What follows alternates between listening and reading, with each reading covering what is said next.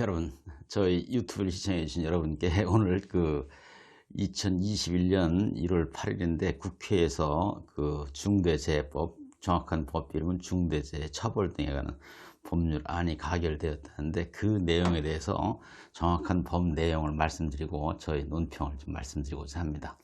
말씀드릴 순서는 이제 법 내용의 요지, 그리고 법안 내용을 좀 웬만하면 원문 그대로 여러분들께 참고로 알려드리고, 그 다음에 저희 논평을 말씀드리도록 하겠습니다. 그러니까 2021년 1월 8일 국회에서 이 재적 의원 266명, 찬성 164, 반대 44, 기권 58표로 중대재해법이 통과되었습니다. 이 정의당이 기권했답니다. 그래서 그 요지는 이제 앞으로 산업 현장에서 중대재해로 사망자가 1명 이상 또는 부상자가 2명 이상 나올 경우에는 이제 이 법이 적용돼서, 특히 사망사고의 경우에는 대표이사나 안전담당 이사는 경영 책임자가 1년 이상의 징역 또는 10억 원 이하의 벌금에 처해질 수 있습니다. 병과될 수 있습니다. 또 기업 등 법인도 책임을 지는데 사망사고는 50억 원 이하, 부상이나 질병은 10억 원 이하 벌금에 처해집니다. 그리고 손해액의 최대 5배 이하의 소위 징벌적 손해배상금도 물어야 합니다. 다만 이제 5인 미만의 사업장의 사업주는 이 법 적용이 제외되었습니다. 그리고 50인 미만 사업장, 그리고 이 건설업의 경우에 이 건설공사 금액이 50억 원 이하인 경우는 3년 뒤에 적용하는 것으로 되었습니다. 그리고 중대 소위 시민재해라는 것이 있는데 이따 말씀드릴 겁니다. 상시근로자 10인 미만의 영세 소상공인과 공은 이제 사업 영업장의 면적이 1000제곱미터 이상인 노래방이나 음식점 같은 다중 이용업소가 빠졌습니다. 이상이 이 법안의 요지고, 그 다음에 이제 통과된 법의 내용들을 가급적이면 여러분들께 이 화면을 통해서 원문을 보여드리면서 이 원문 그대로, 그리고 필요한 이곳에는 저희 설명을 덧붙여서 말씀드리겠습니다. 법의 제목은 중대재해 처벌 등에 관한 법률입니다. 그다음에 제1조에는 목적이 있는데, 목적은 또 다들 아시는 것 같이 중대산업재해, 중대시민재해, 중대시민재해는 이제 시설에서 발생한 재해, 그리고 이제 교통 시설에서 발생한 재해, 이런 경우에 이제 중대한 재해가 발생하면은 사업주를 강력하게 처벌한다, 이런 얘기입니다. 그 다음에 이제 용어의 뜻은 이제 중대재해, 중대산업재해, 이런 것들은 여기서 이제 중대재해를 중대산업재해하고 중대시민재해하고 구별을 해서, 중대산업재해는 산업안전보건법에 있는 이제 산업재해 가운데 사망자가 1명 이상 발생했거나, 동일한 사고로 6개월 이상 치료가 필요한 부상자가 2명 이상 발생했거나, 또는 동일한 유해 요인으로 급성 중독 등 대통령령으로 정하는 직업성 질병자가 1년 내에 3명 이상 발생한 경우에 중대산업재해로 보는 것입니다. 대통령령을 정하는 것은 이건 산업안전보건법 및 그 시행령이기 때문에 그렇게 어렵지 않겠죠. 그 다음에 이제 중대시민재해라는 게 이 법에 이제 새롭게 들어간 건데, 중대시민재해는 특정 원료 또는 제조물, 공중이용시설 또는 공중교통수단의 설계, 제조, 설치, 관리상의 결함을 원인으로 하여 발생하는 재해로서 다음과 같은 재해를 이제 얘기합니다. 아까 얘기한 중대산업재해를 제외하고 사망자가 1명 이상 발생했거나, 동일한 사고로 2개월 이상 치료가 필요한 부상자가 10명 이상 발생했거나, 동일한 원인으로 3개월 이상 치료가 필요한 질병자가 10명 이상 발생한 경우를 얘기합니다. 그 다음에 이제 공중이용시설하고 공중교통시설이 있는데, 공중이용시설이라는 것은 이제 각종 법에 여러 가지가 있는데, 그 중에 이제 소상공인의 사업하고 학교 시설, 교육시설은 제외하도록 되어 있습니다.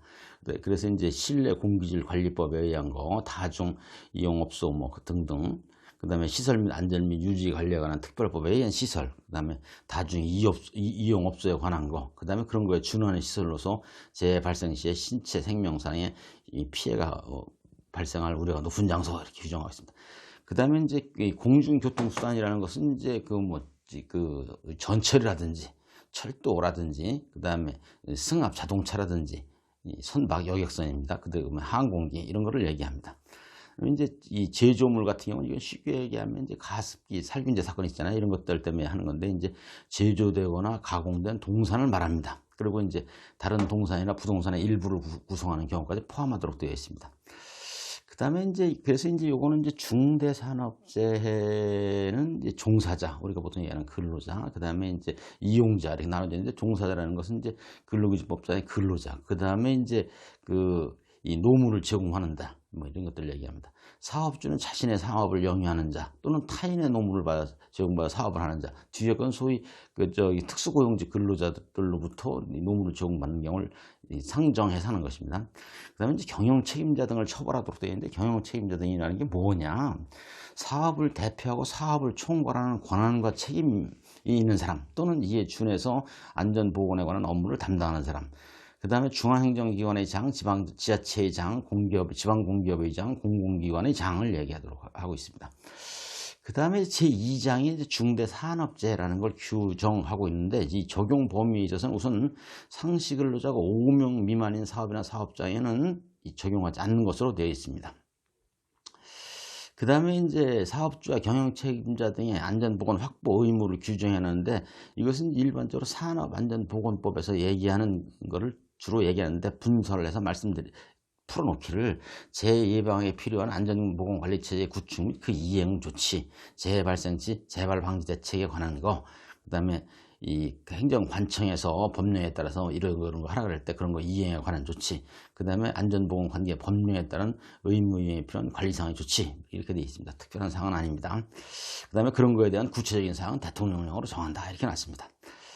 그 다음에 이제 요거는 이제 도급을 주는 경우인데, 이 도급, 용역, 위탁 등 관계에서 안전보건 확보 의무 해가지고, 이 사업주나 경영 책임자는 이 제3자에게 도급, 용역, 위탁 등을 행한 경우에는 제3의 종사자에게 중대산업재해가 발생하지 않도록 이렇게 조치를 해야 된다는 것이죠.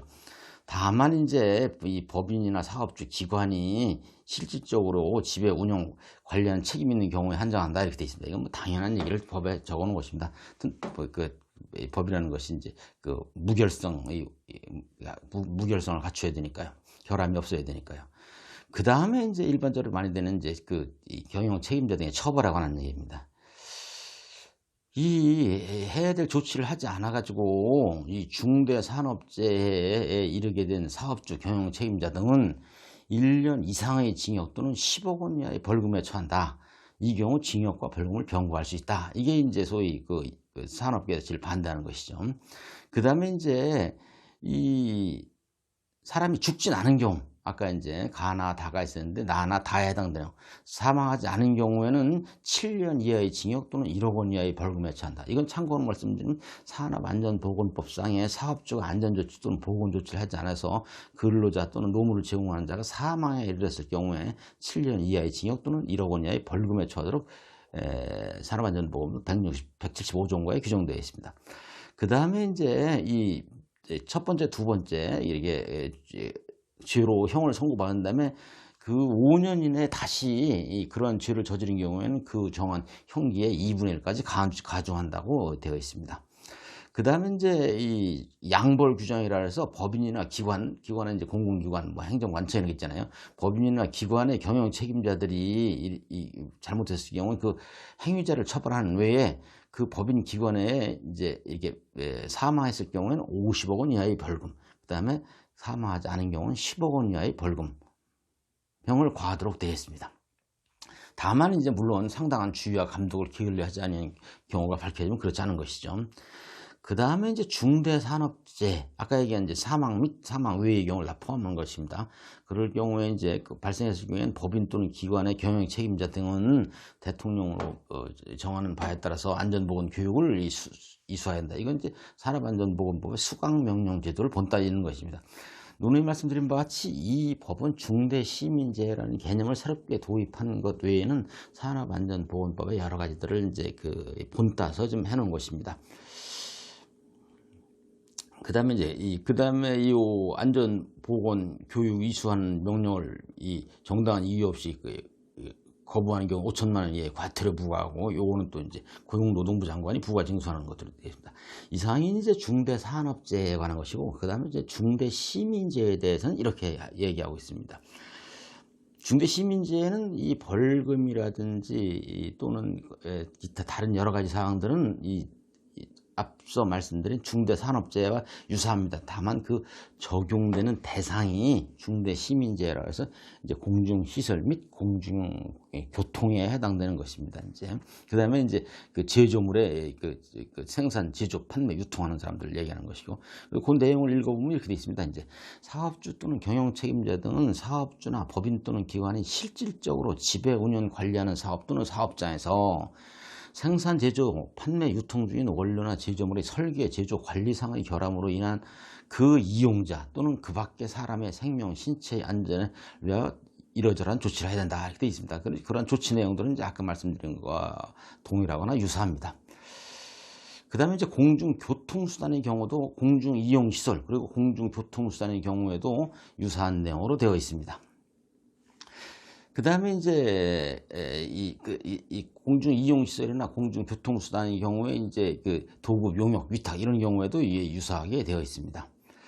그 다음에 벌칙도 이제 처벌도 유사하게 되어 있습니다. 말하자면 중대시민재해, 공중이용시설이라든지 공중교통시설에서 중대재해가 발생한 경우, 중대시민재해라고 하는 중대재해가 발생한 경우에는 이제 그 사업주나 경영책임자는 1년 이상의 징역 또는 10억 원 이하의 벌금 또 그리고 병고할 수 있다는 거. 그 다음에 이 사망하지 않은 경우 7년 이하의 징역, 1억 원 이하의 벌금 똑같습니다. 그 다음에 양벌 규정도 똑같이 되어 있습니다. 이제 사람이 죽었을 경우 10억 원 이하의 법인이나 기관에 대해서, 회사에 대해서 사람이 죽었던 경우에는 10억 원 이하의 벌금, 그렇지 않은 경우는 사람이 죽은 경우는 50억 원 이하의 벌금, 죽지 않은 경우에는 10억 원 이하의 벌금으로 되겠습니다.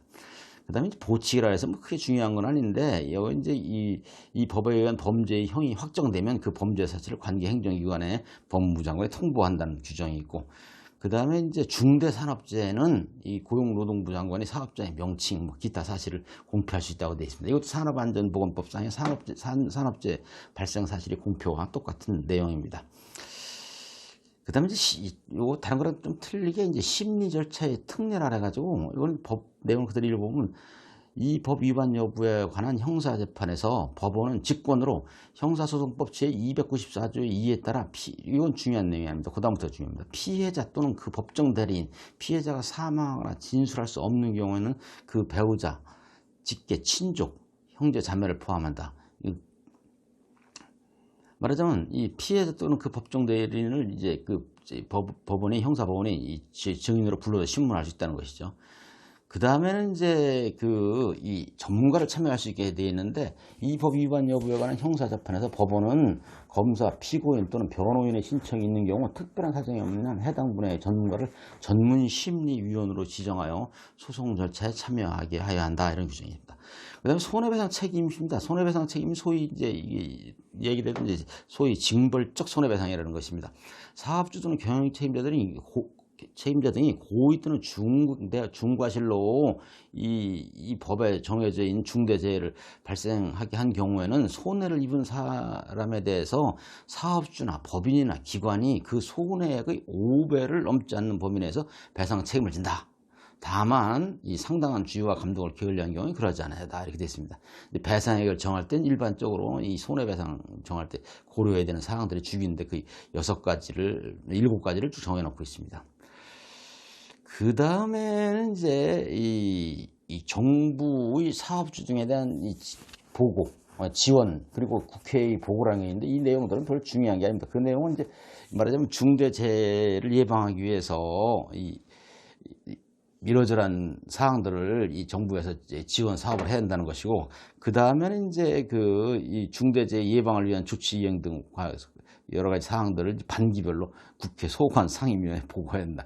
이렇게 이제 이 본문으로 되어 있고, 부칙 내용도 여기서는 또 중요합니다. 내용 보면 이 법은 공포한 날로부터 1년이 경과한 날로부터 시행하도록 되어 있고, 다만 이 법을 시행할 때 개인 사업자 그리고 상시 근로자가 50명 미만인 사업이나 사업장, 건설공사의 경우는 공사 금액이 50억 원 미만인 공사의 경우에는 이 1년이 경과한 날부터 시행하는 게 아니고 공포 후 3년이 경과한 날부터 시행하는 것으로 유예 기간을 뒀습니다. 다만 아까 얘기한 이제 정부의 지원이나 국회의 보고는 공포한 날부터 시행한다고 하고 있습니다. 이건 당연한 내용입니다. 그다음에 이제 마지막으로 이제 부칙 제2조의 법원 조직법 중에 이제 뭐를 개정한다고 했는데, 이건 법원의 재판부 관할에 관한 내용이기 때문에 그다지 중요한 내용이 아닙니다.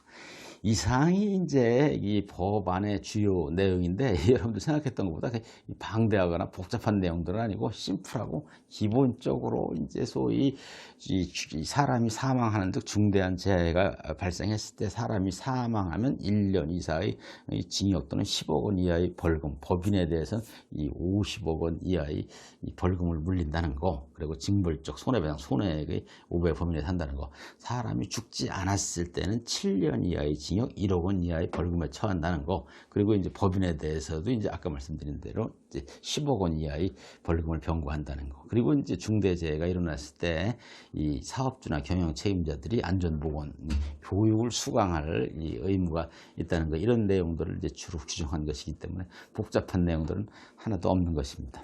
그 다음에는 이제 제가 이 통과된 이 법안을 보고서 몇 가지 이제 이 논평할 사항이 있어서 좀 정리한 것입니다. 이 정확하게는 중대재해 처벌 등에 관한 법률, 이 중대재해 처벌법이라고 하겠습니다. 이게 통과됐는데 그 내용은 쉽게 얘기하면 이제 노동자 사망과 같은 중대재해를 예방하기 위해서 기업의 책임자를 엄하게 처벌한다는 것입니다. 공중이용시설 그리고 공중교통수단 내에서 발생한 중대시민재해, 새로 만들어진 용어에 대해서도 같은 내용을 정하고 있습니다.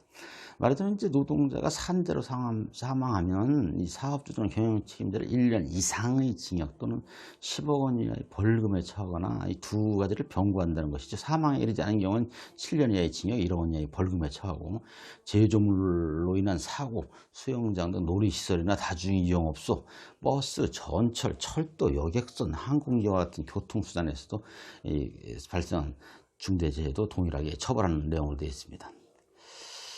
그러니까 이제 이 중대재해처벌법에 대해서 산재로 사망한 사람 또는 가습기 살균제 사망 사건처럼 제품을 믿고 사용하다 생명을 잃은 사람, 세월호 사고처럼 이 다중이 사망한 사건의 유족, 이 한마디로 말해서 중대재해 피해 가족의 감정에 부응한 이 과잉이법이라는 비난이 없지 않습니다. 특히 업계에서는 사업주에 대한 과도한 처벌 때문에 기업 활동을 위축시킬 것이라고 우려합니다. 건설업에서는 적게는 이제 수십 곳, 많게는 수백 곳에서 벌어지는 공사 현장에 대해서 어떻게 일일이 사장이 돌아다니면서 안전관리에 신경을 쓸 수 있느냐고 항의하고 있습니다. 우리나라는 이 산재 사망자가 노동자 10명 가운데 10.8명으로 OECD 회원국 가운데 가장 높은 국가입니다. 영국은 0.5명입니다. 2019년 한 해 동안에 산재로 사망한 노동자가 2,020명이었는데 그 가운데 사고로 사망한 사람이 42.3%인 855명입니다. 이 사고 사망자라는 건 다른 게 아니고 일하는 현장에서 사고로 사망한 숫자를 가리는 것이죠. 그런데 선진국의 경우에는 산재로 사망한 사람 가운데 사고로 사망한 경우는 거의 없고 대부분이 이제 직업성 암이나 직업병 같은 질병으로 사망하는 경우입니다. 그만큼 이제 우리나라는 일하다가 현장에서 사고로 죽는 사람이 많은 산재 후진국인 것입니다. 그 가운데 이제 건설 공사 현장에서 일하다가 사망한 노동자가 428명으로 사고 사망자의 절반이 넘는 실정입니다. 그래서 이제 우리는 이와 같이 이 직업으로 인한 질병 말고 일터에서 일하다가 사고로 죽어나가는 사람이 휴일 포함해서 하루 2명이 넘는 위험한 사회를 살고 있는 실정입니다. 특히 이제 우리가 일상에서 매일 보는 건설 현장에서 매일매일 1명 이상이 사고로 죽고 있는 실정입니다.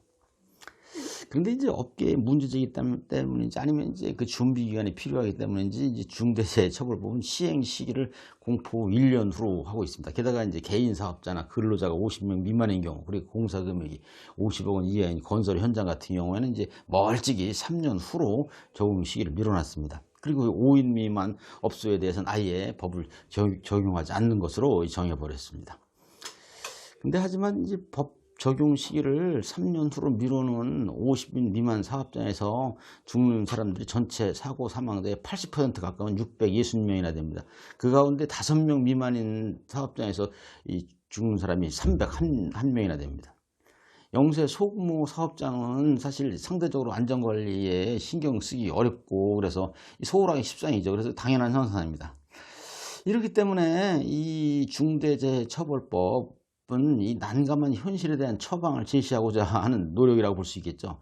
이 사망 사고가 압도적으로 많이 발생하는 현실 타계의 시급성 때문에 이 곤혹스러운 상황에서 만들어진 법으로 생각할 수 있습니다. 근데 하지만 이제 이 법으로 일거에 해결되지 않는 것이 우리 현실입니다. 이 산재 예방의 모범이라고 하는 영국에서도 우리나라에서 흔히 기업 살인법이라고 불리는 이 기업 과실치사법 2003년에 제정되었습니다.